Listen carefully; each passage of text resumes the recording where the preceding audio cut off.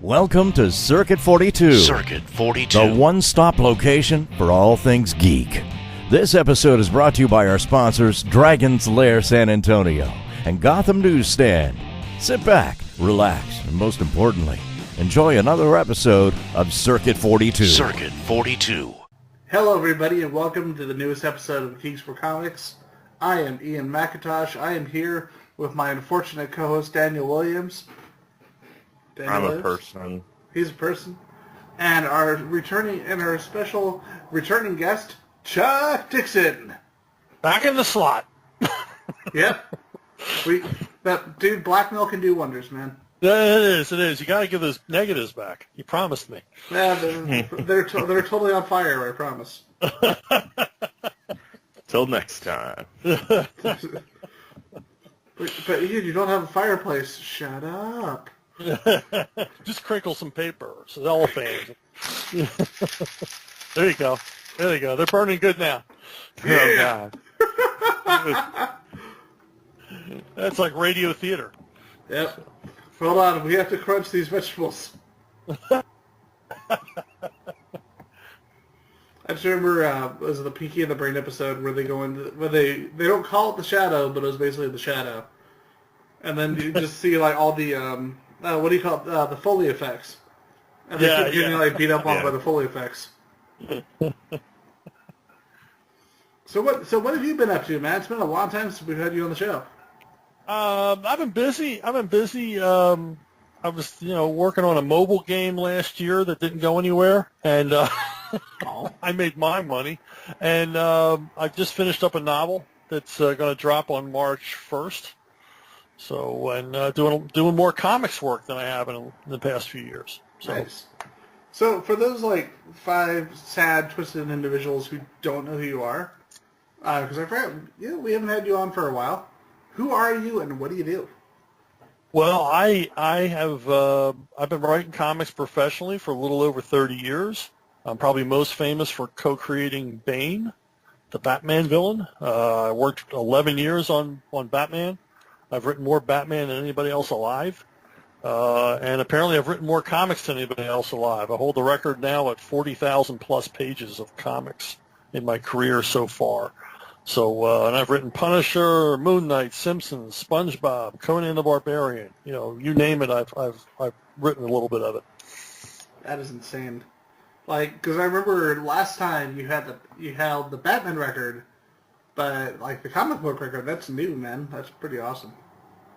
Yeah. My statistician, Jared Mitchell, compiled the stats, and he's going to present them to the Guinness Book of World Records to make it official. But yeah, somehow it didn't feel like work. Trust me, it surprised me more than anybody. Somehow I'm the page count king of comics. Nice. That is really cool. And of course, for those who don't know, like you mentioned that you created Bane, but you also created Spoiler, who's kind of coming back in a big bad way in DC Comics as of late. So they tell me. I wish they'd give her an action figure. She's never had an action figure. What's wrong? What's up with that? I don't know. The funny thing is, my girlfriend, I've been showing her a lot of comics. We recently picked up the first appearance of Spoiler, and I like what she said. She said this is like probably the most functional and kind of badass costume I've seen on a female character, especially in terms of comic books. Because she said she actually looks like she could show a lot of leg. She doesn't have a lot of straps that are going to fall down or anything like that. So. They kind of pushed her toward like a villainous role for a whole minute during Rebirth, though. Oh well, as long as they mention her name. Mm. I just wish they would, do more with her, in ancillary stuff. I mean, she's probably the only DC character that doesn't have a Funko Pop. Actually, yeah. It's her. Pretty much. It's her and Cassandra Cain, and it's like, come on, they're buddies. Give them pop figures. Yeah, seriously. I mean, we got Cassandra deserves attention too. Yeah. I mean, we got the. They're in their own book together now. We got the Blue Beetle. Just got the Blue Beetle and Booster Gold pack finally. Yeah. So is Ted Cord back now? I don't think Ted Cord's back now, but honestly, either way, Blue Beetle's pretty awesome. Ted Cord's back, but he's not like Blue Beetle proper. Basically, he's Managing Jamie. But he's alive. Yeah, he's alive. He's backing That's- Jamie as the Blue Beetle. Because even though I made him sick, I never meant to kill him. It's like Chuck sneezes, he's dead. God damn it! Port's back. I wanted him to Not be cured. Would they forget where the Lazarus pit is? I mean, jeez. Hey.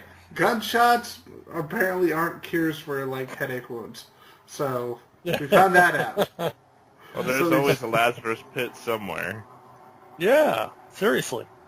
There's one in every neighborhood. Yep. It's like literally down the street, they actually just opened one up. I think they're starting a franchise. When a major character's about to die, Lazarus pit. No, seriously, Yeah. they've got like a mascot. He's literally just like a sword with eyeballs. It's kind of great. He speaks dramatically and talks about the environment. Yeah, there's a drive-through. It's awesome. Yep. We just call it McGoolies. No. Chuck's like, we're totally writing that into a comic book now. It's like, and then Bane stops at McGoolies to get the Lazarus shake. Bane's Hold on, like, I'm making notes. "Hey, the Oh, final no. issue. Let's go to McGoolies." It's like, we'll totally get paid for that idea, right, Chuck? Yeah. Sure. Yeah. Yeah, I'll have to- In very I'll have to tiny contract print. you out.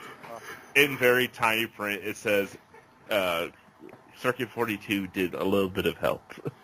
Sort of, kind of, not really. They gave me an extra pencil. One of them mentioned Ghoulies, but I already had the thought. Yep, I knew all about the McGoolies. All right. So, speaking of which, because you were not well, last time you were on the show, it was a little while back. You weren't really doing anything with DC at the moment, but now you've got Bane Conquest, like we were talking about with the McGoolies. Right. So Yeah, we're issue 9 just came out. We got 3 more issues to go. So how did that come about? Because I just hadn't seen anything from. Oh, DC it's from a you for while. long, it's a long, twisted story that gets boring. But there are a lot of moving parts. Let me put it that way. Very complicated. Well, give us an idea of the twisted story. Come back for this 12-issue run. We have nothing else that we want at the moment, so let's throw you 12 issues since you haven't had anything in a while, essentially. That's harsh. Yeah. Oh, no, I wasn't saying anything like against him. I was saying on DC's side. Well, yeah, Graham and I wanted to return to the character, and we have it in our contract. They can't do a book called Bane without offering it to us first. Oh, nice. So we sort of leveraged that into a 12-issue maxi series. So there was more to it, but that's the Reader's Digest version. So for those who have yet to pick it up, like Dan, I'm waiting the Waiting trade. for the trade. how would you push the book? How would you what would you tell new readers to get them to come check it out? In terms It of is story? It's a 12-issue standalone monster gangster epic. It tells one long, huge story, and a lot happens, and you learn a lot more about Bane. We bring back his 3 buddies, Bird, Trog, and Zombie, and we explore more of their relationship and why they're with Bane, why they're so loyal to him, why he's so loyal to them. Batman appears in some really cool scenes where he and Bane are locked up together in an inescapable prison. Of course, there's no prison inescapable for Batman. And Catwoman appears in a few issues, and there's some surprising guest stars in issue 9 that I won't reveal because it's the freshest issue. But yeah, a lot of wacky stuff happens, but it's all to a single purpose, which is Bane is trying to rise to the top of the global underworld empire. He wants to be the top of the heap. He wants to be the boss of all bosses. Sounds Yeah. like Bane. Yeah. It is weird. Like you look at the way that Bane has been adapted, except with the exception of at Dark Knight Rises and Arkham Origins, and it always seems like for some reason they always just put him in the role of the kind of mindless heavy, which is such a weird contrast to comic book. Yeah, because they throw him into like group ensembles. Well, Bane isn't really a joiner. He's more of a taker over. If you put him into a group, he's going to have to be top dog in that group pretty quickly, or people are going to die. So he's not a cooperative kind of guy, and he's kind of a tragic loner except for his three companions. And then the other aspect that they miss a lot is that his blind side is women, because he doesn't know a lot about women. That's the one thing that he didn't learn about in Peñador, because there weren't any there. So he doesn't know what to make. They can wrap him around their little finger if they choose. There's quite a bit of that in the Bane Conquest. But Catwoman just runs rings around him. I recently rewatched the first episode he appeared in the animated series, and I gotta say that was something they actually did really well on. Yeah, and Henry Silva did his voice, which I was thrilled at the time. I mean, that's just so awesome. I still don't get the redesign that they gave him, like when they did that last season, because it's like, okay, he always looked kind of interesting, but you guys went full BDSM on that last appearance, and I'm like, what's happening here? Yeah, I don't know what that was about. But, he still looks like Bane. That's the great thing about the costume that Graham designed is you can play around with it a lot. He still looks like Bane. He's still instantly recognizable. Because, there's been I'm looking right now at a statue that I have of him, and he's in like a motorcycle outfit, but it still looks like Bane. I got to say, I don't know if you got to play the Arkham games at all, or if you're familiar with the stories. But, I've seen footage. I like how they ended up wrapping it around with Origins, where they showed that, he was this brilliant tactician, and because of the injury that he got, that's why he becomes like he does in the other Arkham games. And I'm wondering if it was something that was planned, or if it was like, we got criticized for making him basically a big dumbass. So it's like, here's a way to actually make that work. Well, I like to think that, like the guys in the animated series, the guys who do the games, they took the time to look at the original material and realized, why Bane's stuck in the Batman canon. I mean, they create new Batman villains all the time, but it's like once in a lifetime does one stick. And I think they looked at the reasons why he's stuck. It's because he's more three-dimensional. There's more to this guy. He's deeper than a lot of these, one-off villains or flash-in-the-pan villains. I'm not patting my own back. It all happened by accident. Yeah, that too. I mean, he's got that rep. I mean, I'm not patting my own back here because, a lot of this just happens by accident, and timing. But speaking of accident. Hey, I literally live right near my house is literally right near a street. Yeah, you need to pull over. You need to pull over right now. Yeah, pull over, man. I know. Apparently you're not supposed to podcast and drive. I found that out just now. So get out of here! Get out of the car! I didn't do anything! Why do you have headphones? I don't know! Just hear violent beating. This happens on a daily basis. I don't know why this keeps happening. I know. I don't know why I've been recording in the car. That's a terrible choice. The weird thing is, I was going to say that I know Arkham Origins, where they actually did that wraparound and they showed him as he was in the comics, wasn't written by Paul Dini. Like, the first two games were, and then, like, the guys who write, like, Assassin's Creed wrote the third game. So that was interesting. That I have no idea. This is the first time hearing that Paul Dini worked on the games. Yeah, Paul Dini wrote the Asylum and City. Well, he gets it. He gets Bane. Yep. But beyond that, I know you messaged. I know it was a promotional message, but you messaged me the other day about a book you were doing as well, the Levon's War. I know we had talked about one of the prior books before. I can't remember which one it was though. I don't remember either. But yeah, Levon's War is the fifth book in my Levon Cade series, and it comes out on March 1st, and Levon Cade scratches my Punisher itch. He's a vigilante, justice seeker, and he's got a daughter. I think she's like 13 now, and he's always on the run from the police because unlike the Punisher, who doesn't seem to run into the law a lot, Levon's a little bit more reality based. So the police frown on him killing bad guys whenever he feels like it. So for most of these books, he's been on the run from the law. And in this book, he keeps a promise to someone that he fought alongside in Iraq, and he returns to Iraq to rescue this guy's children who are captives of ISIS being held in Mosul. So it's Levon Gade going right into the heart of ISIS to rescue these kids. Now with something like this, because obviously this is definitely more relevant to what's going on right now. Yeah. Like how do you go about it? Do you do any kind of heavy research when you write these books, or is it just more just like just entertainment? No, I do a lot of heavy research because it has to feel real to the reader, even though they know it's fiction. It has to feel real, so I got to throw in a lot of details. I've got to get stuff right. There's a lot of looking at Google Earth. I mean, I can probably drive around Mosul at this point.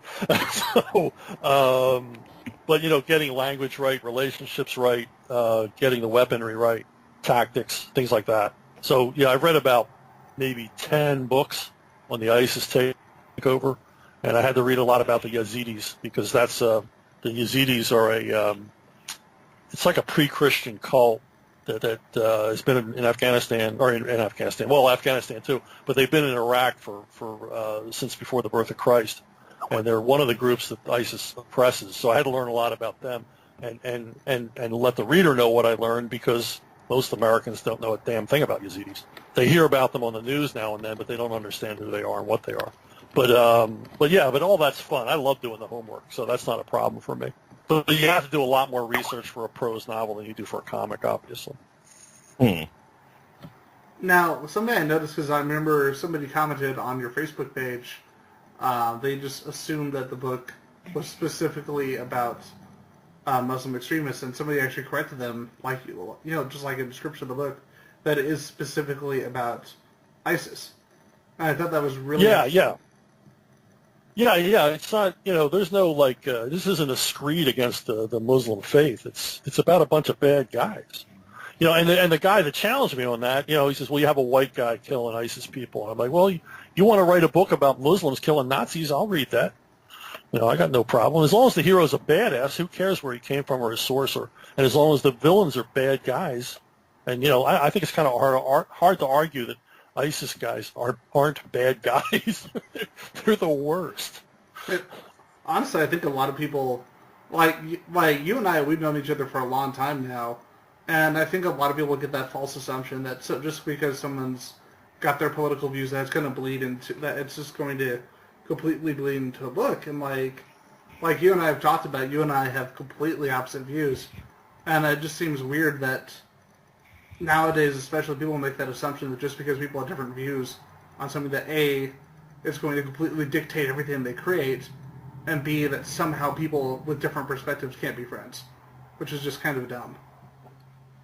Yeah, because, who you voted for is irrelevant. A lot of our personal lives and viewpoints are irrelevant, especially if you have a common interest. We all like comics. There you go. Doesn't matter where you came from. It's a brotherhood. You like comics.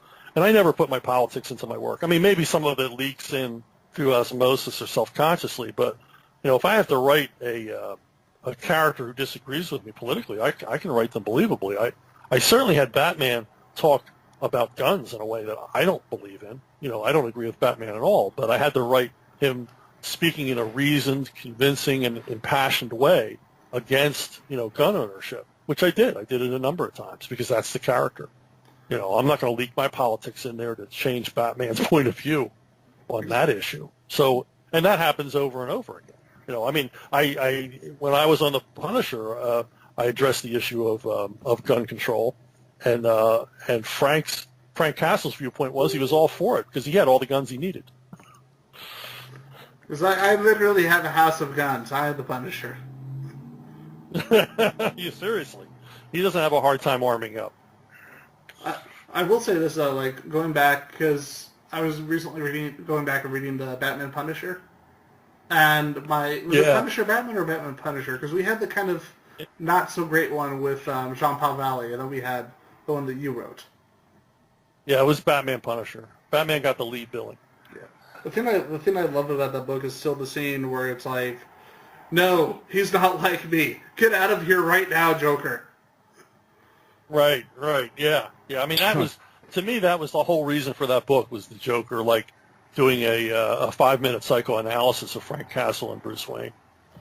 Although I will say this, and this is not, and it just reminded me, and this is not a criticism of the book, really, but I still love the hacking scene, where it's like that is the, it just because it just reminded me, like looking back at it, did remind me a little bit of the movie Hackers.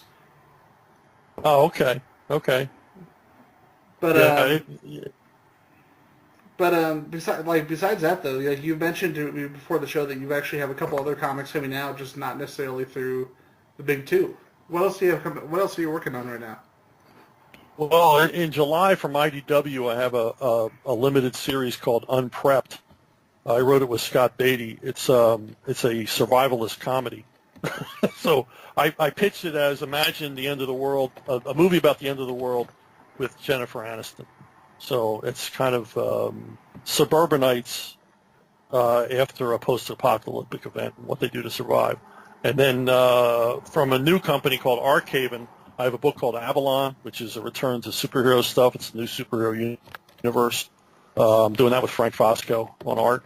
And then for the same company, Arkhaven, I'm doing an adaptation of P.G. Woodhouse's Right Ho Jeeves with Gary Kwapis. And if people aren't familiar with Woodhouse, he wrote like at the early part of the 20th century, farces about the upper class in England.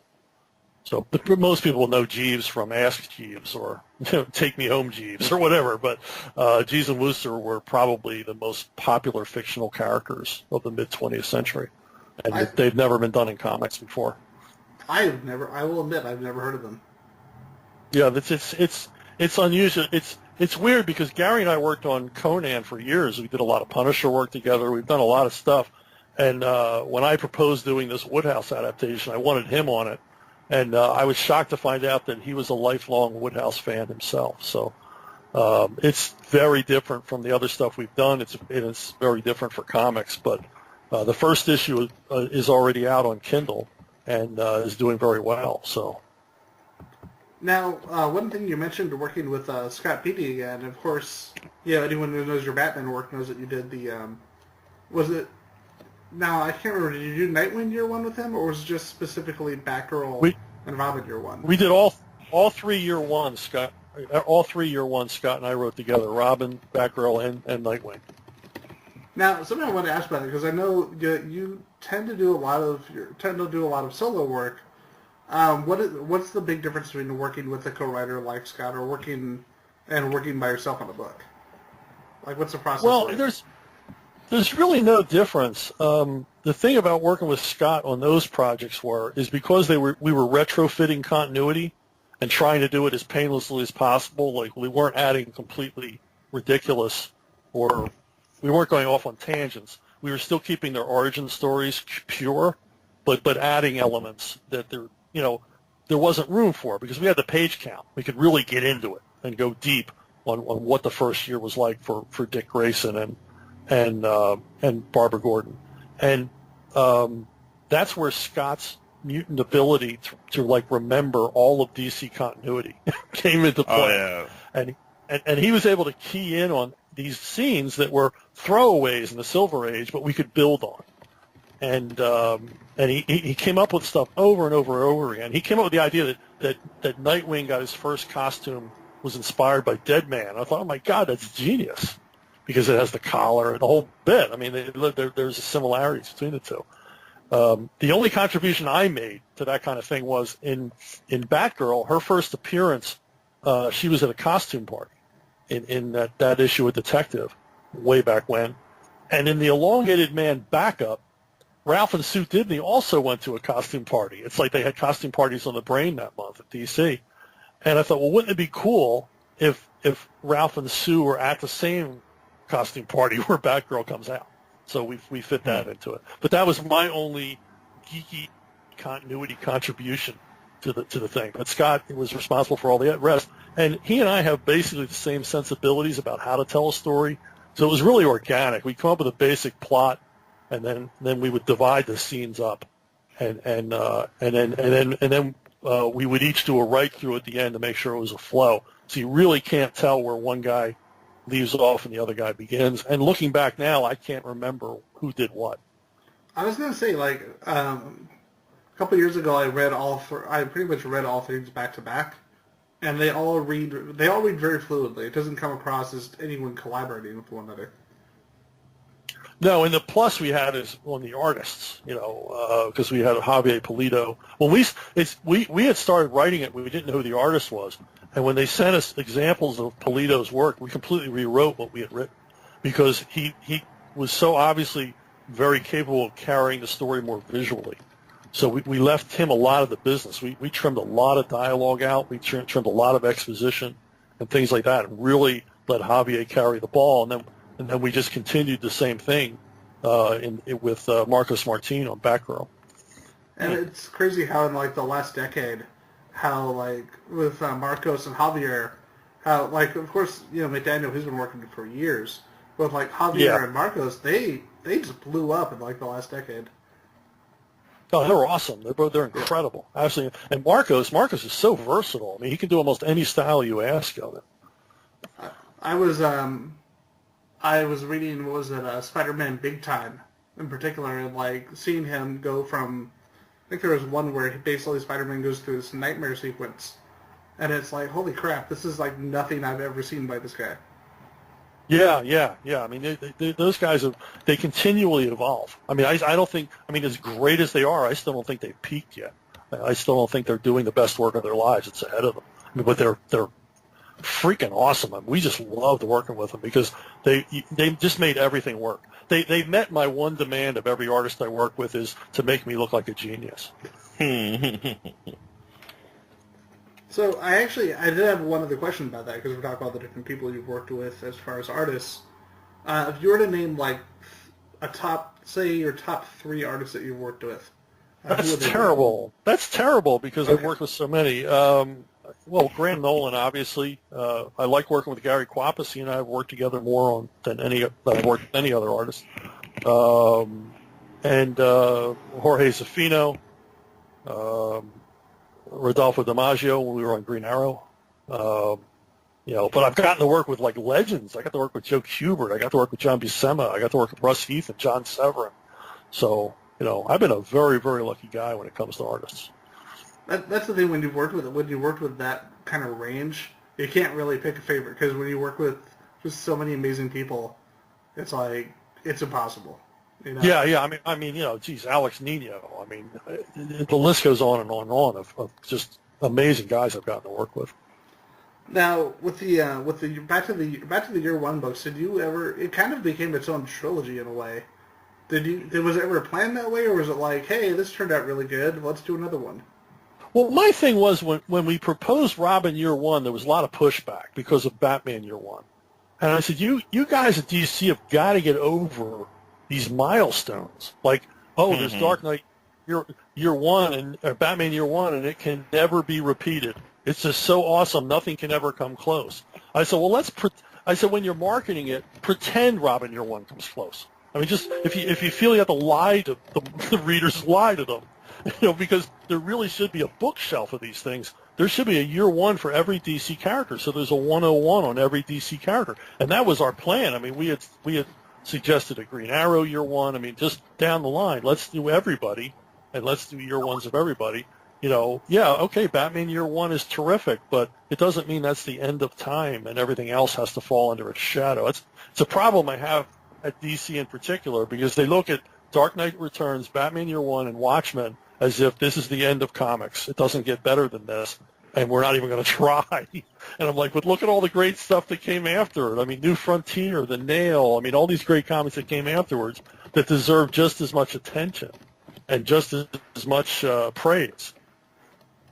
I'm actually really glad you brought up The Nail because that's actually me and Dan. That's both of one of our favorite comic books, just outright.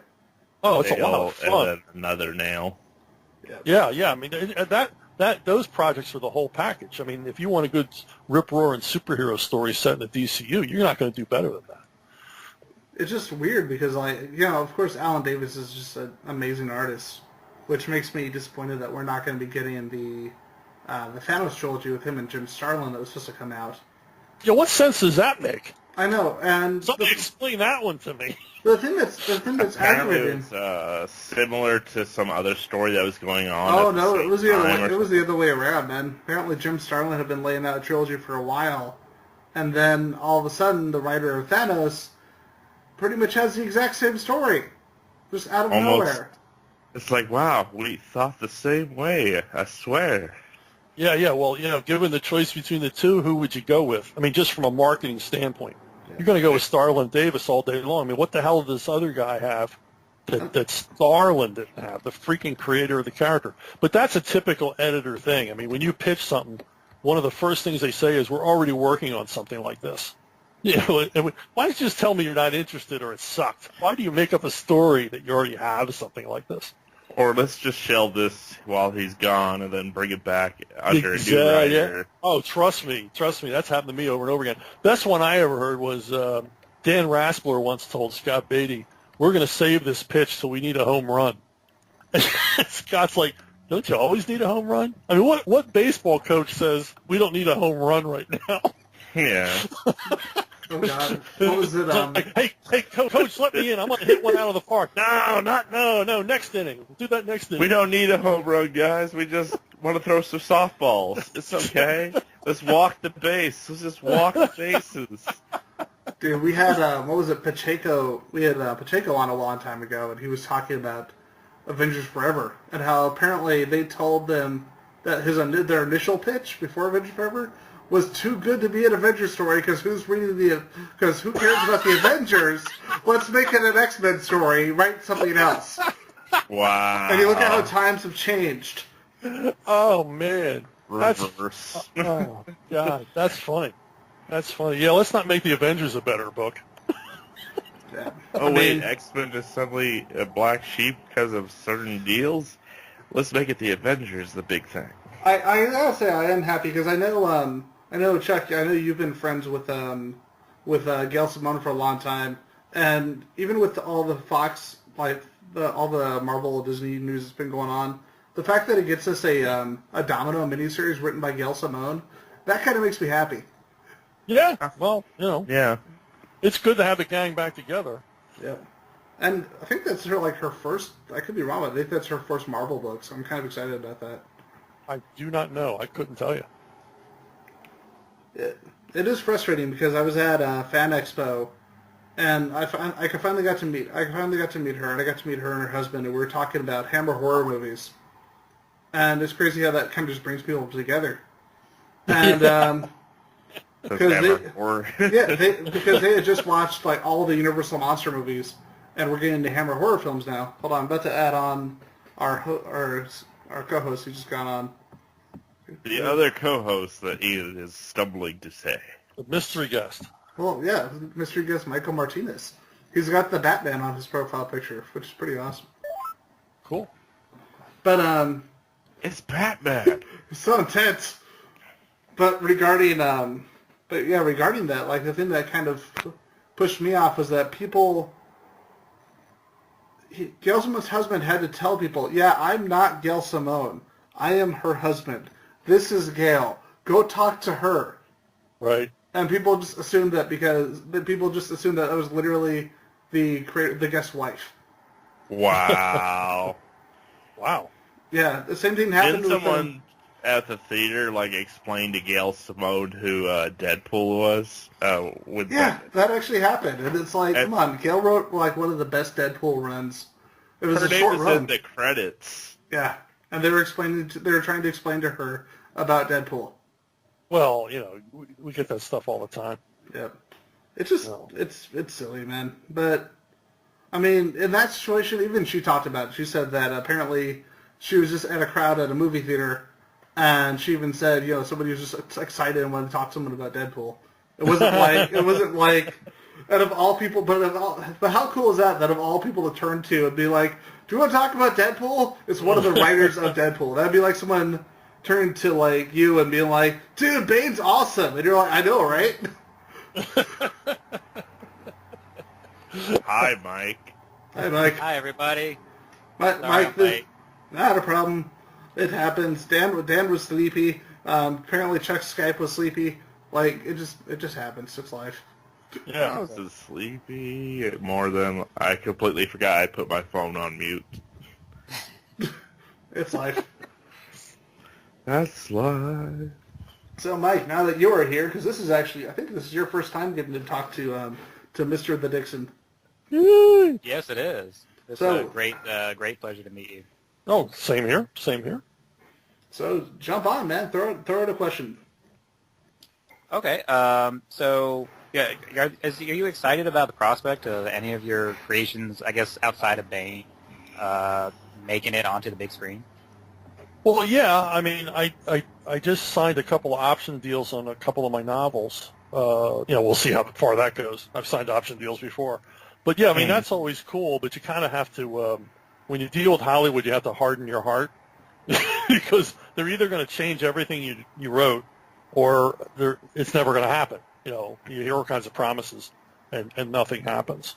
So you just sort of have to be extremely patient and just sort of not get excited until, the checks start coming. It could be worse. You could be the Justice League movie and be like, oh, man, I helped create that. Yeah. Well, one thing you got to be excited about is I tend to see Electrocutioner. He shows up a lot, and like he pops up like in Justice League Unlimited. He's like around, and I think he would be somebody who'd be like easily transitioned to the Arrowverse, and could possibly be somebody who's like another like a low-level villain for Batman, or might even pop in Suicide Squad or something like that. So there's definitely possibility there. Yeah, the problem there for me is that I created Electrocutioner 3, so I don't think I get any of that. I mean, that's why, like, when Graham and I rebooted Firefly, we were like, why didn't we rename him? So, because we don't get anything for Firefly, and they use him all the time everywhere. Yeah. But, it's like, we should have renamed him. Then we would have gotten the money. It's all about the name.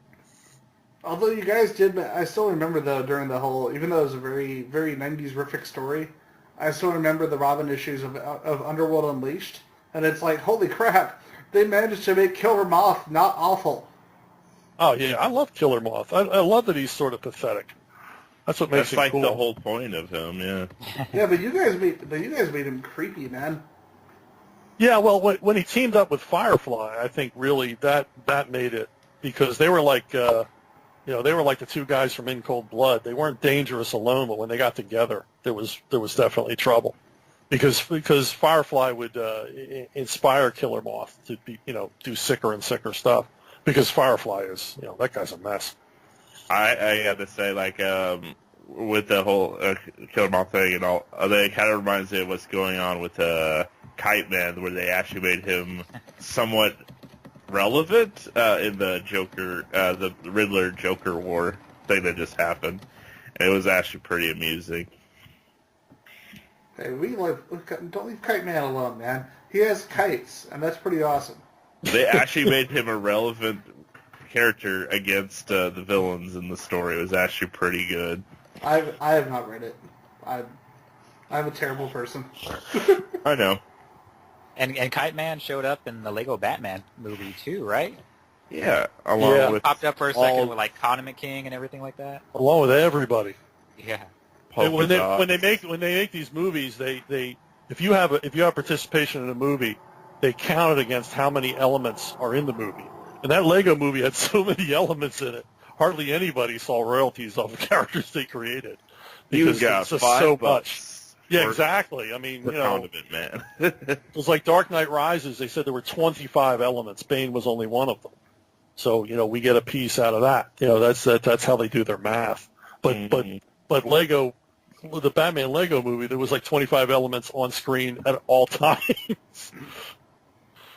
Although I've got to say though, my girlfriend in particular, one of her favorite parts of the movie was Bane.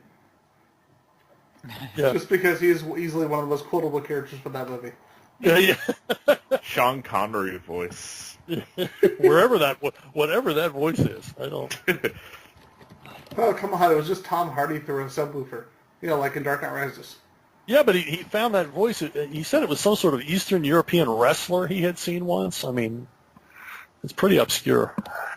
I gotta say, even though I like that movie and I feel it's underrated, Dark Knight Rises, any part where Bane and Batman start talking to each other is kind of funny. Because it's like, I'm going to get you. What's I happening? was born in the darkness, cultivated in it. It's funny. The only Bane line that I can do that voice, it's not even from the movie. This guy he redubbed Bane's scenes from the movie, and in his scenes, Bane was talking about eating enough fiber. And so the only line I can do is, so what did you have for breakfast? I don't understand why Hollywood cannot understand that Bane is from South America. It's Well, people from South America aren't happy about it because they love him for that reason. It's still a lot better than the Batman and was it Batman and Robin that had Bane, like a 98-pound weakling that had taken the toxic formula. I'm not gonna lie though, there was a period of time where Bane in his little trench coat was Bane's trench coat and hat was actually my profile picture because it made me laugh. I will say the one thing about the comics that's weird about Bane is when they give him a mustache. Bane should not have a mustache. It's just so off-putting. Yeah, it doesn't work. It's leaning into the Hispanic thing a little too much. It's like, cut the mustache, please. Yeah. It's like retro Hispanic. It's like, it's like he looks like a character from the 40s. Yes. Ridiculous. See, I was gonna say, like, once you give him the mustache, he just looks like he'll pop up on El Rey. Yeah. El Rey is like El Rey and Comet right now are like the two TV channels that make me happy. Because it's like, oh my god, you've got all the B movies and Mystery Science Theater. All the time. Yeah. I did like their Fear and Loathing, not Fear and Loathing, what is it? From Dusk Till Dawn? The other one. Yeah, it's a Dusk Till Dawn series, that was pretty good. I tried. It's just so... I know it sounds bad, but it's so... For me, that cast is so ingrained in that movie that to see, like, a new cast playing the same characters just does throw me off. It did not work as well as, like, Fargo, where Fargo was amazing. I watched the One does entire... not simply replace Harvey Keitel like that. Yeah.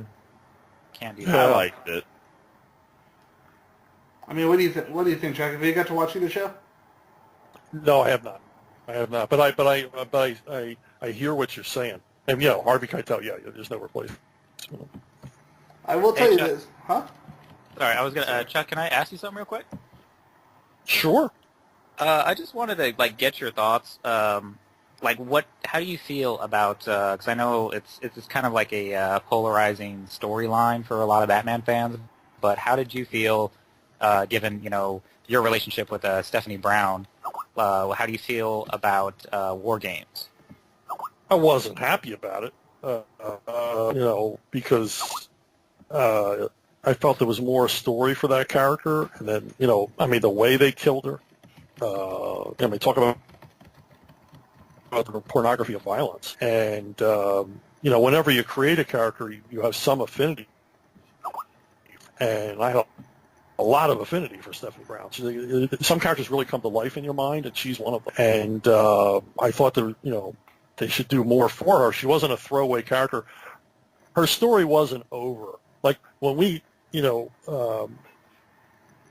were doing Batman and we killed Commissioner Gordon's wife, Sarah, we basically agreed her story was, it wasn't cold to say, but there was no more mild spoiler. I thought there was a lot more because of her relationship with Robin and, the idea that she, had become, Robin for a while herself, things like that. She was definitely entrenched, as much as, the Huntress is in Batman mythos. I actually enjoyed her stint as Robin a lot. Like I always, I was explaining this to somebody else earlier in the week, but I just always love it whenever the Robins come in and can make Batman lighten up a little bit, because that's kind of like the whole point to having Robin. And so I was a little bit disappointed that her run as Robin wasn't longer. And I was just curious, like whenever they kill a character like that, does anybody ever come to you when it's like a character that you created and they're just like, hey, we're going to do this? Do they run that by you at all? No, No, I think if it was being done by a creator I knew better, they might have come to me. Like when I left DC, they still had Bane appearing in things, and Gail and Scott Beatty and Tony Bedard all contacted me with questions about Bane when they had to write him to make sure he was on target character-wise. And I really appreciated that. But they're under no obligation. It's a work-for-hire thing. I own a piece of Stephanie Brown in the spoiler, but I don't have any say there. They don't come to us very often. And whenever you hear a writer say, "Oh, they consulted me about the movie," and I was like, "Yeah, that's not true." They don't really do that. So are you happy now that like Spoiler's back and also Bane's been giving a higher profile? Like Batman comics are really, Batman and Superman comics are really prominent right now. Like they're kind of where people would assume they would be in terms of priority for DC. Yeah, I'm happy. I'm happy to see Bane back in the mix, and I'm happy to see Spoiler back as a character. And I hope they continue to exploit them and build on them. There were several issues during Rebirth where like Bane and Batman were basically at odds with each other, and Batman's talking about breaking Bane's back instead of Bane breaking his back. It was kind of like, wow, Batman's out for blood type situation. Well, if you had read Bane Conquest, which you admit you haven't, you would see that they have a couple of confrontations in that as well. And I can promise you that the final issue of Bane Conquest, their confrontation in that, fans are going to argue about for years. Nice. And I do plan to pick it up and read it. Yeah, you just wait for the trade. Hey, Ian's worse than me. Ian's worse than me. I am getting better now. I'm like, you know what? I want to support my books, man. And I was actually disappointed that a book I was really enjoying because of that mentality that I used to have, unfortunately got canceled. And I'm like, God damn it. What was that? Well, I mean, there's no official word on it yet, but the recent Betty Page series was supposed to be an ongoing, and all of a sudden it becomes an 8-issue series. Yeah, you see, it sold one less copy than they were expecting, so it is your fault. Yeah, One less copy of Ian subscribing to it. Wait, but I'm actually buying that book. Oh, okay. Oh. Well, you should have talked to Friend about it. Yeah, like Dan. No, I can understand. I can understand waiting for the trade because they cost a fortune. Trade's a better deal. Well, if it wasn't like, was it now $3.99 an issue? They bump it up for the event books. They bump it up to $5. Yeah, I'm saying they should make the Comixology, the digital versions, much cheaper. Just get the dang things out there and get people reading them. I gotta say, I'm loving Comixology right now just because of the amount of sales that we're getting. Yeah, but they should look at the way like Kindle authors like me market their stuff and sell their stuff. When you're selling stuff digitally, the price isn't important. It's how many of them you move, because you got to get them out there. You got to move that needle up. You got to get more and more people exposed to them. And charging the same amount for the digital as they charge for the print is crazy, because the digital isn't costing them anything. The files are there. Everything's digital in comics. It's not like they had to create new files. Yeah, they were going on to and then there was that whole promise a while ago where they're like, always $2.99, and of course that changed. Yeah. Because that was actually their slogan for a whole minute. It was like always $2.99 because Marvel had actually gone up in price around that point. And then DC started doing the same thing, so I was like, dang it. Hell, I'm old enough to remember still 10 cents. Not gonna lie, if it was 10 cents, I would buy it. I'd be cleaning up. I'd be cleaning up. It's like Ian makes a time machine. First thing he does is go back in time and buy all the comics. Oh, we all dream that. Who hasn't why had does your that? money say that it's from 1996? This is the 40s. This makes no sense. Your money's fake. Well, yeah, but it means you're buying. But it means that you end up buying a lot of comics from 1996. And let's face it, there's a reason the DC was the one big company that didn't go bankrupt. But if you watch Back to the Future, you'll be messing with the space-time continuum. No, it doesn't matter. I'm rich. Because, like, if a future fan will never read the book because he took the last copy that they may have wanted to buy. Well, yeah, but clearly Biff Tanner was the hero of Back to the Future too. Duh. I mean, he had westerns.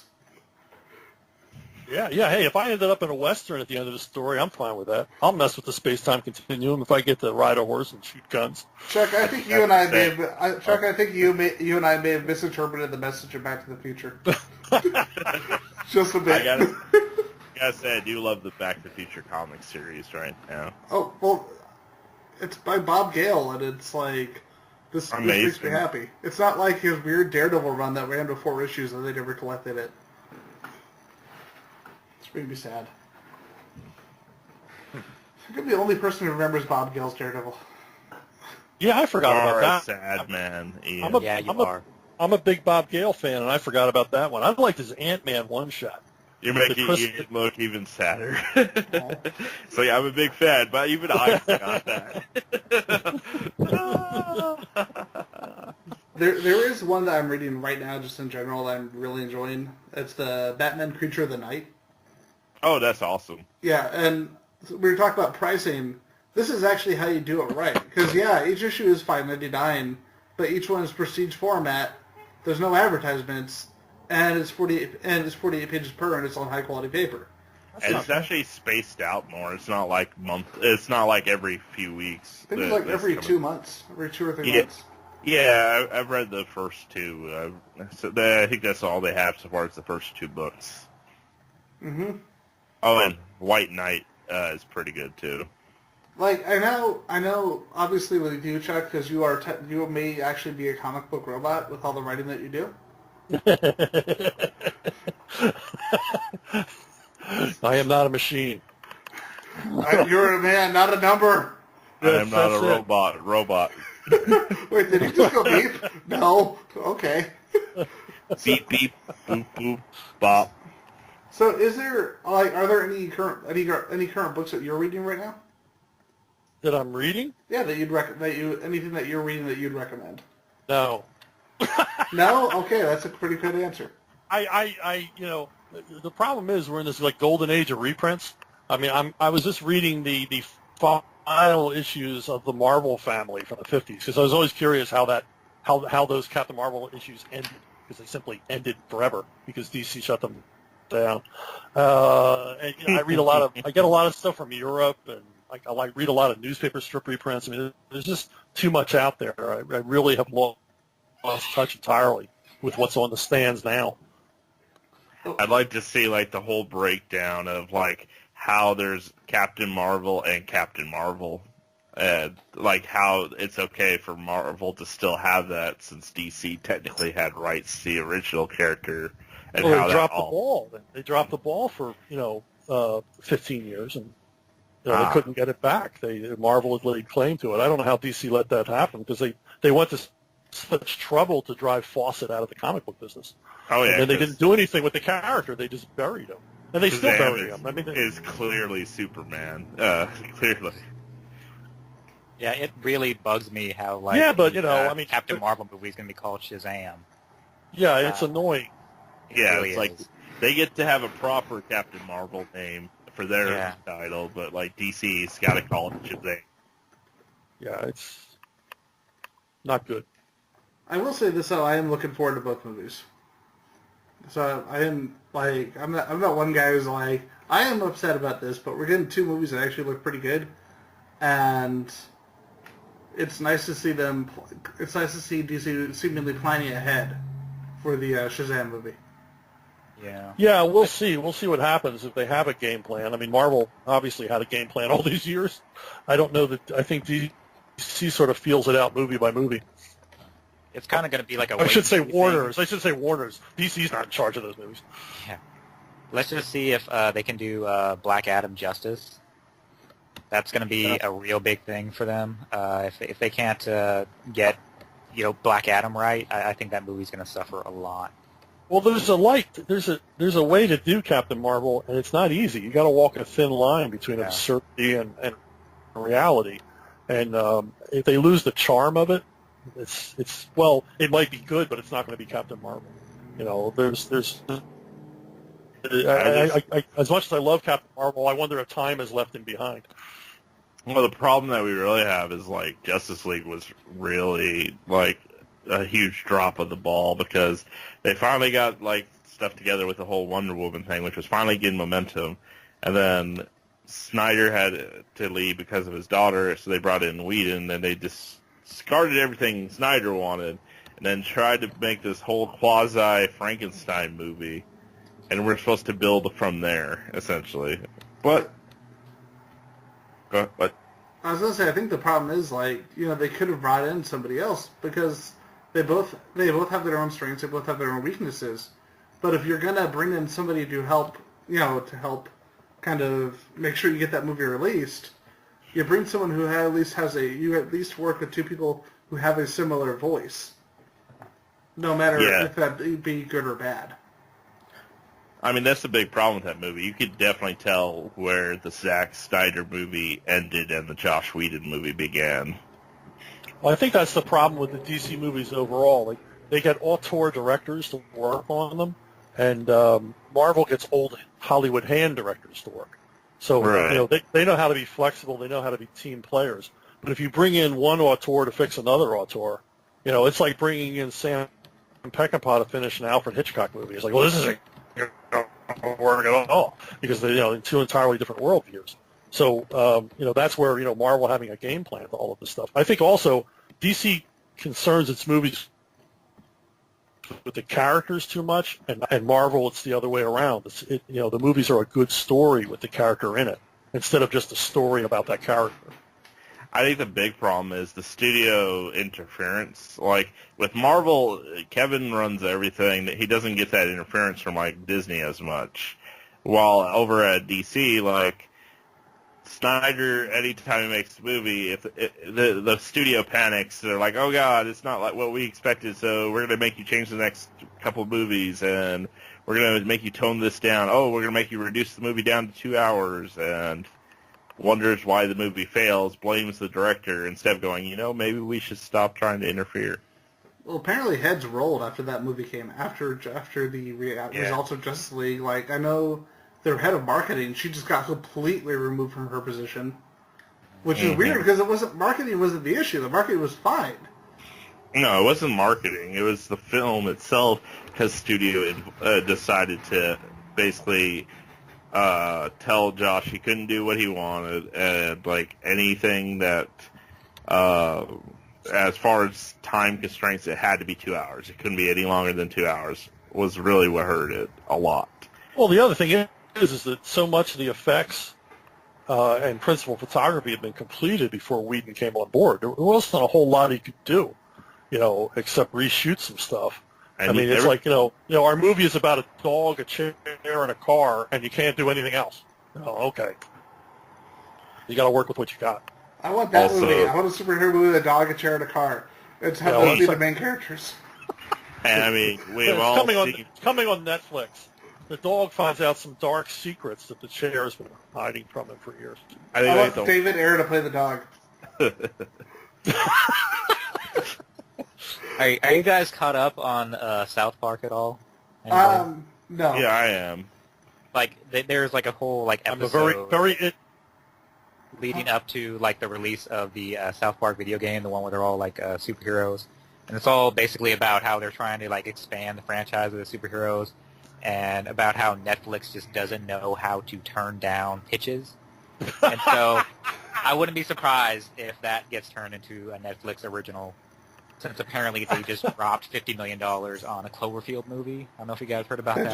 The one that has nothing really to do with Cloverfield. Well, let's face it, 10 Cloverfield Lane had nothing to do with Cloverfield pretty much, but that movie was awesome. But it was good. Yeah. It was good because it was still within the same universe and didn't have to be all about the Cloverfield monster. I want Cloverfield Paradox in space. Oh, wait, never mind, that's a terrible idea.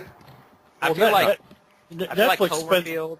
Cloverfield Paradox is basically like the Justice League of the Cloverfield movies in that it spends so much time on trying to explain things that came before and kind of trying to play catch up in terms of narrative and fill the gaps and it try to give people what they want, but in doing that, it stumbles a lot. The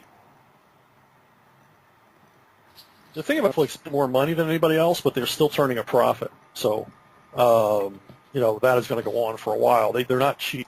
I think they know how to stretch a buck on certain projects, but then they'll spend and they get others. But as long as they keep making money, and and they have the most user friendly, interface, there's going to be no stopping them.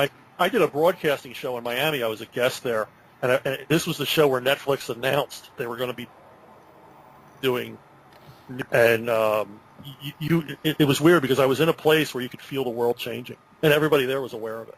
And the poor woman who was head of programming of Netflix, she wasn't a Hollywood person. She was like a tech exec. She was like swamped. She was like the Elvis Presley of this show, and it's like she looked like she was going to lose her mind because so many people were pitching to her, congratulating her, and everything else because everybody knew this is going to change everything, and it did. You know what really drives me nuts about the whole DC thing and the Marvel thing? It's like DC is doing so well with TV. It's like whoever's in charge of DC TV needs to be making the movies and not the just not the special effects guy. Not the special effects guy, but definitely the people writing for the TV show. Yeah, but not the guys who write the scenes where two people are talking about a third person who isn't there. Oh yeah, they have a scene like that in every one of those things. Yeah, that's where they save money. That's definitely something that became a staple ever since Smallville.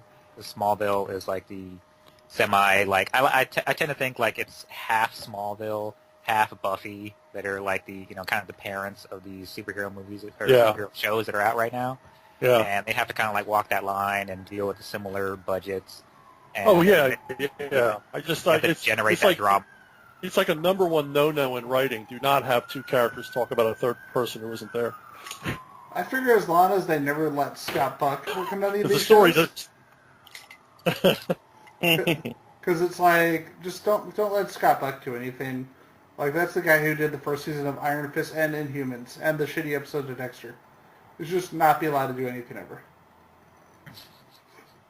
I have a list of people like that, but I won't name it here. Yeah. Yeah, but he's like the king of it. It's like man, Marvel Netflix had a really good thing going, and then Scott Buck's like, I'm gonna hit play too. It's like, get out of here, Scott Buck. Okay.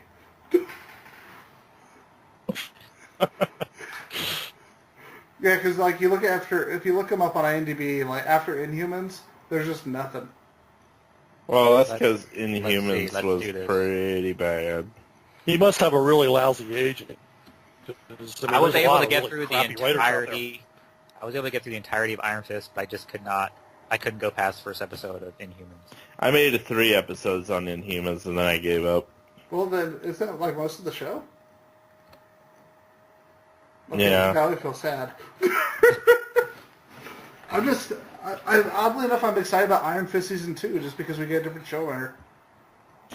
I'm still kind of on the fence about the whole Fox going to Disney thing, just because of what it's going to do to the current universe for X-Men and stuff like that, more than anything.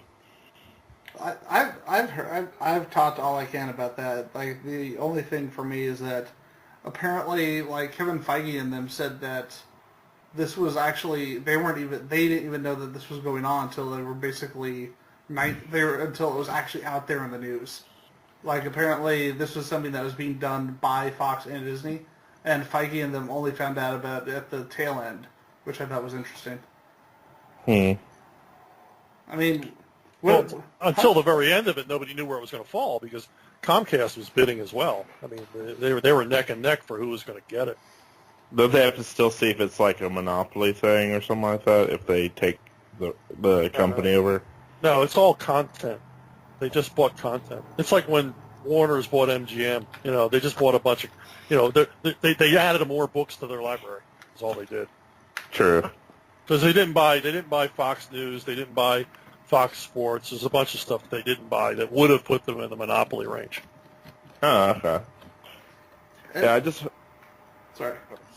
I was just hoping that, like, if they were smart, I would actually think keep the current X-Men universe and then fold it into the Avengers universe in some way, so that you don't like take these new concepts you were coming up with, like the New Mutants, and kind of throw them to the wayside. See, I don't know if I ran it past you guys, but I actually had like an idea of how they could do that, how they could fold like the X-Men in and fold in the Fantastic Four into the Marvel universe. Have I run that by you guys at all, or no? I don't think you ran it by Chuck. Okay. No, it's all going to be news to me. What is it, a movie a week? No. So, like, I had this idea that basically, like, the Fantastic Four and the X-Men still kind of, like, existed within the Marvel Universe, but they, in order to, like, stop Doctor Doom, they had to essentially erase themselves from reality along with Doctor Doom. And the only one who really knew about that was Nick Fury. And so Nick Fury had, like, experience with the whole, bringing teams together to stop, like, this big old threat. And so that's why he's trying to build something even stronger this time. And so in order to, like, bring back everybody that they need in order to help, like, take down Thanos for Avengers 4, they could reconstitute that, but then they end up bringing back the villains, too, and that's how you bring the villains in.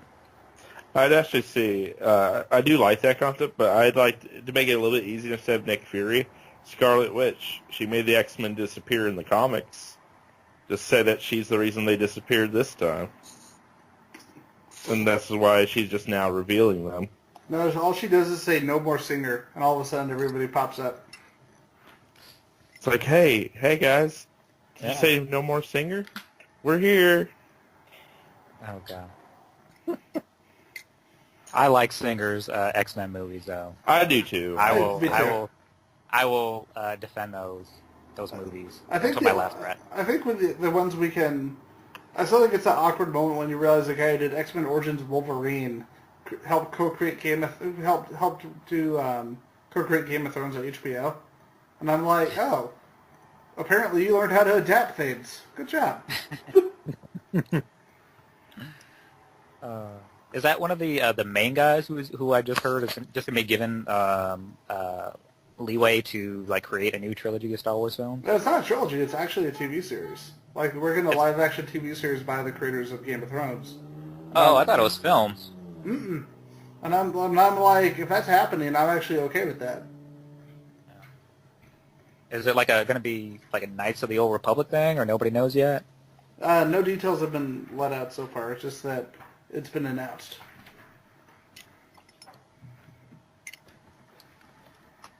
That is definitely going to be exciting. Oh yeah. So, with that, as we reach to this point in the show, did anybody else have anything to talk about? Was there anything else that you wanted to bring up, Chuck? That sounded terrible. I'm sorry. Yeah. It's like, hey, on that note, it's time to go. It's like, dang, Ian. No. I wasn't talking about that. Here's your hat. Where are you going? No. I'm just Well, clearly, Chuck, from what we heard, he was racing off on his motorcycle. Seriously. No. That's not what I meant. I realized I said up, Chuck. He upchucked. Oh, I never He heard that one upchucked before. you. See, and I didn't even do my uncreative joke on purpose. Now I'm sad. Oh. So, did you have something more specific to ask? Or? What? Ian's like, No. Dan, you take over. I never thought I'd say that, but Dan, you take over. I'm getting ready to call for my lawyer here. It's, Ian's like, how? I can't believe I said upchucked to Chuck Dixon. What did I do? He's gonna break me like the Batman. We've known each other long enough. We know we probably said worse things to one another. I'm so easily offended. Everybody knows that. I know, right? So all the snowflake. Yes. He has a soft back for Bane to break. God damn it! Now we're just getting into puns. I actually do have a question for Chuck. Yes. Ask away. Okay, so I know you've done like a lot of work on Nightwing, and you've obviously done work on Birds of Prey. I was just wondering, are there any stories, obviously, that you didn't write for those characters that kind of like stick out in your mind as like favorites? Like, what's your favorite Nightwing story that you didn't write? You know, they didn't get to write? Yeah. Oh, it's not really. I pretty much said all I had to say on that character. There was a Batman arc that we never got to finish that I was kind of upset about, but. You know, you went back and went, geez, I wish the public had gotten to see this. Brian Stelfreeze and I were working on a 3-issue thing, and it just never got completed. So not through any fault of Brian's. We had a cantankerous editor. See, now I'm sad because Brian Stelfreeze is freaking awesome. Oh, he is. The guy's incredible, and he did such a beautiful job on it. It was a Man-Bat 3-part arc. I'll tell you the plot line since they're never going to publish it. At the time when we were, I don't know how it is on Batman now, but when we were working on it, Batman was an urban legend. You either believed he existed or you didn't. He was like UFOs. And a psychologist at Arkham realizes that all of the inmates have this same mania about this Batman guy, and maybe he really exists. And so she goes out at night with some orderlies, and they capture who they think is Batman, but they've captured Man-Bat, and they bring him back to Arkham, where he escapes. And he escapes into the vent work, and he spends weeks terrorizing all the Arkham inmates. Goddamn Bad Bat! Until the Arkham inmates demand that they bring in Batman to rescue them. So there's like a giant Man-Bat just like flapping around the air ducts. Is that what? Yeah. He's like Joker wakes up in the middle of the night, and there's this figure clinging to the ceiling above him, and even the Joker is freaked out. That sounds horrifying. That does. Yeah. It's like, I'm going to break out of Arkham! Oh my God, no! Imagine, it was Stelfreeze art. I mean, it was freaking gorgeous. Dude, I still remember just some of the Shadow of the Bat covers by him, man. Those were amazing. Yeah.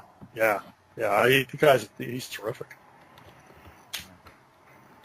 So, Chuck, just like a follow-up on that, like, and for the character Nightwing, because I did get the chance to talk to Mark Waid for the first time at this meet and greet, and we were basically kind of going back and forth about Kingdom Come a little bit and breaking down like how Mark was able to extrapolate some of the relationships between the Trinity and basically like why Batman feels this sense of superiority to these characters who are essentially like demigods, and it boils down to the fact that he doesn't kill. And so I was just wondering, like, how, like, because I know, like, you did work on Nightwing, and when it came to, like, eventually, he killed Blockbuster, and that was, like, a big thing, a big relationship, a point of friction between Nightwing and Batman. So what was your take on that? Well, I mean, prior to that happening, we did Last Laugh, in which Nightwing actually kills the Joker. But, of course, he's brought back to life before the series ends. And for the rest of my run on Nightwing and those characters, I had that as a cause of friction, that was a line that Nightwing was willing to cross that Batman wasn't. I kind of dealt with it there.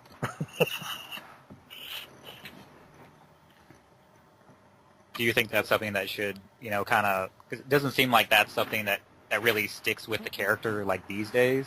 You feel like that's something that should be like an enduring like character trait of his? Yeah, because Nightwing is not Batman. He didn't. I don't think he made the same vow. Same thing with Tim Drake. Tim Drake did not make a vow to be Robin for the rest of his life. I always thought he would retire from being Robin and go back to have a normal life at some point. And Dick Grayson is just simply more pragmatic. When Dick Grayson couldn't break the cycle of corruption within the police department in Bloodhaven, he became a cop full time. Now that's something Batman never would have done. So Nightwing just has a more direct approach to this stuff. I think Nightwing was more about let's actually see some results, whereas I think Batman in his heart knows he's fighting a losing battle, but he fights it because he promised his parents that he would find their killer someday.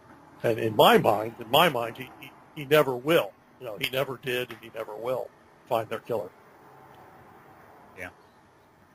So he's on kind of this endless, almost pointless, sad crusade. Of course, you don't want to lean into that too much in the comic because it sort of ruins everything. These are the inside the writer's mind kind of things I hate to bring up with fans because it's like telling them Santa Claus doesn't exist. But when you're working on this stuff, you're deeper into it than when you're reading it. No, I like that stuff a lot. I like getting into that. So when it comes to characters like Tim Drake, who like kind of touching back to what I was saying before, like with the Robins, like he was somebody who definitely went out of his way to become Robin just to prove the point that, hey, you need a Robin to balance you out, to lighten you up. Right. So do you not like the stories that come out that kind of insinuate that he's going to stay Robin for a long while? I know there was like some like Jeff Johns kind of played with the idea of Titans in the future where he actually became Batman. So do you not like that path for him? No, I mean, that's fine. I mean, when I was writing it, that was my understanding of it. Anybody can take it anywhere they want. But, my understanding of the character, the approach I made was that, Tim Drake eventually would have enough of this and never had any intentions of being anything other than Robin until he was too old to be Robin and would be replaced, for whatever reason. In fact, I even wrote an arc of Legends of the Dark Knight, which was supposed to be set in the future, in which Batman comes to Tim Drake for help, and Tim is basically working as a computer programmer, and he has a family in the suburbs, and he tells Batman, no, I won't help you, that life's behind me. But we had to change it because DC wasn't happy with that idea at all. So it was something that was like, it was something I used to inform myself about the character, but I never actually laid out in the book. Interesting.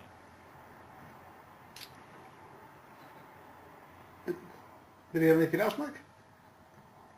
No, that's it for now. I'm sure. I hope we get a chance to talk again because I feel a little bit bad because I came in a little bit late. Oh no, sure, no problem.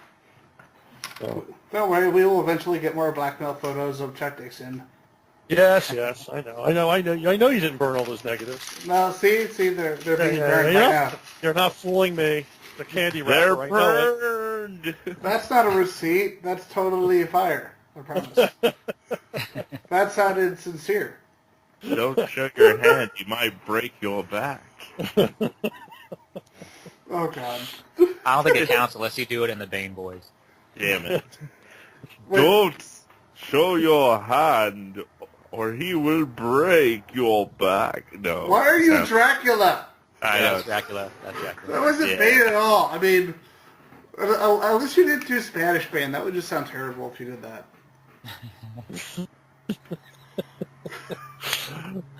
Unless you're a Henry Silva, you cannot be Spanish Bane. Exactly. Only Henry Silva can do it. Well, or Danny Trejo. Mm-hmm. Holy crap! I kind of want to see that now. He would be like the tiniest Bane. It would be kind of great. Yes. Well, he voiced him in one of the cartoons. So. Wait, yes, really? he did. Oh, I didn't know. That's awesome. Yeah. Great voice. Was it Brave and the Bold? It may have been. I don't remember. Brave and the Bold was so underrated. I really liked that show. Oh, that show was fantastic. I love that show. And I love the sort of continuity it had of its own. It looks Young Justice, it looks like. Young Justice is awesome too, but damn it, I just want to watch Brave and the Bold, man. The episode with Adam Adam West, and I think it wasn't Lee Merriweather. Julie Newmar. Julie Newmar, yeah, because they played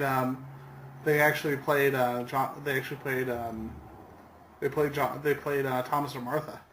Right. And that was like the whole show was so funny and like just fun, and then you get to that episode, and it's like this is really good, but this is really, really depressing.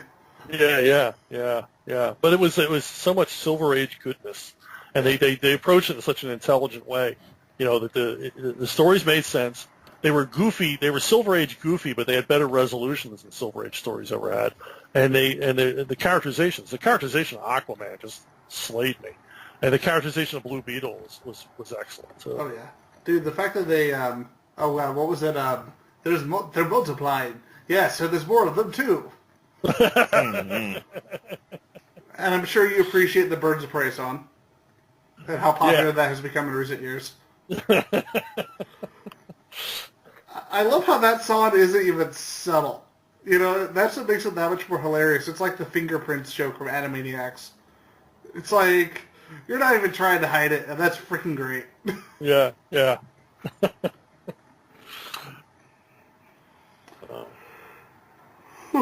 Sorry, guys. I'm just trying Yeah. to...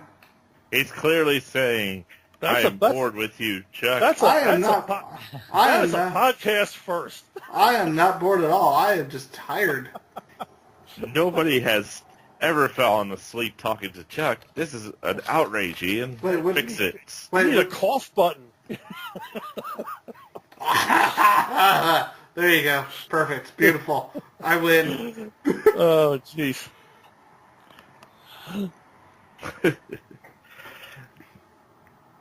I don't know where to go from here. You Okay. could probably bring it to a close. Hey, next time we do this, I'll host it. Okay. You might be more competent at it. I'll ask you questions. or we can just talk about Batman the Brave and the Bold the whole time. Yeah, that's it. We just Actually, geek out on that. that sounds really fun. So next time we're just going to bring you on and talk about Batman Brave and the Bold. I don't know if there will be any of your comics brought up, but you know what? Bane is probably in there somewhere. Yeah, he's always somewhere. Somewhere. Oh, God, Bane's behind me right now.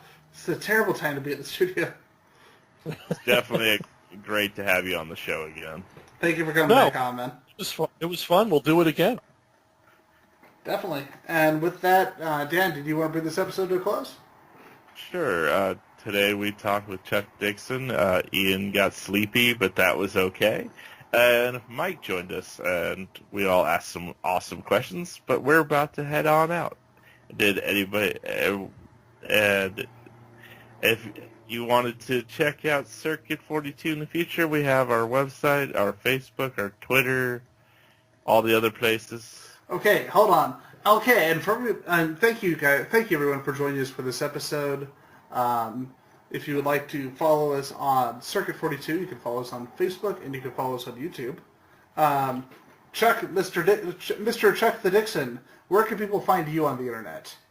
I'm at chuckdixon.net. They can always check me out on Facebook. I got an author page there that they can like or, ignore. Fantastic. Daniel Williams, where do they find you on the internet in case I want to send the stalker somewhere? On the internet. Okay. And Michael Martinez.